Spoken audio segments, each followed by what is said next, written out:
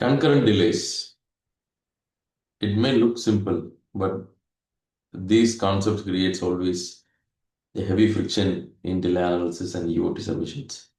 So what usually contractors and employees misunderstand is what we are going to see in this video. So what is a concurrent delay? There is a common misunderstanding that concurrency is just two delays happening at the same time, which is not so. The correct meaning is two concurrent delay exist only when one delay is caused by the employer, one delay is caused by the contractor. Both independently affect the same project completion date. It means that both are critical independently. Overlap of two delays is not just equating to a concurrency.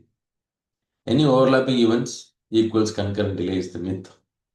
But the reality is, if one delay affects the critical path, there is no contractual concurrency, even if the activity is overlapping time. So only one is affecting the critical path and other is not. Focus is always on the impact on the project completion, not just a calendar overlap. Critical path is everything. The key principle is concurrency exists only on the critical path. Delays to non-critical activities may cause disruption, but these do not create concurrency unless they directly delay the project completion timeline. True versus apparent concurrency. True concurrency is both delays independently delay the same critical path, both extend the completion date. Apparent concurrency is it looks concurrent due to poor logic or the wrong float usage. In reality, only one delay drives completion. So that's an apparent concurrency. So most disputes arise from confusing these two. Contractors misunderstanding. Employer delay exists, so I get time and money.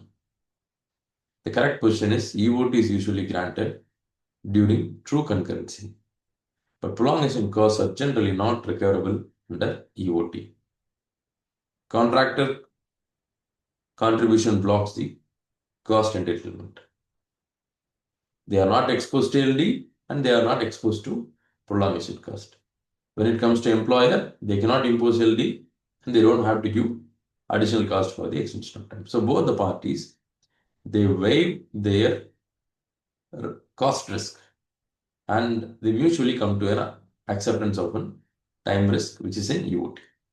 So time relief is not always equal to cost relief. The employees misunderstanding. Concurrency means no EOT at all. Why this is wrong? The employer cost delay still exists. Denying EOT exposes contractor to unfair LDs.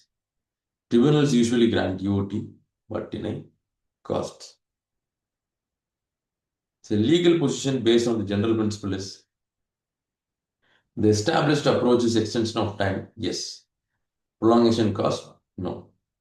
There is a key case reference that Henry Wood Construction versus 𝐼𝐻 Hotel 1999 prevents employer from benefiting from its own delay. Float ownership confusion. This is a best known debate in EOT claims. The contractor says float is mine and the employer says the float belongs to the project. Why it matters? Employer delay consuming float may still justify EOT. The outcomes usually depend on the contract wordings, the baseline logic which has been approved, accepted scheduling methodologies. So, what is the warning sign? Undefined float is always an expected dispute later on. Delay analysis methodologies. Yeah, we have seen a very lot about this. Prospective analysis and retrospective analysis. Prospective is usually used during the project and to understand what is the completion date of the project when all the stakeholders doesn't know when the project will complete. And retrospective analysis is something different, that we know that when it is usually done at the end of the project, it is built based on the as-built data. Why it is most important is that the outcome is not calculate the delay because the delay has already occurred. The outcome is to find who is attributable for the delays. Usually, it's often favored by the contractors. The best practice is to reconcile both the methods. The best practice is to use the facts.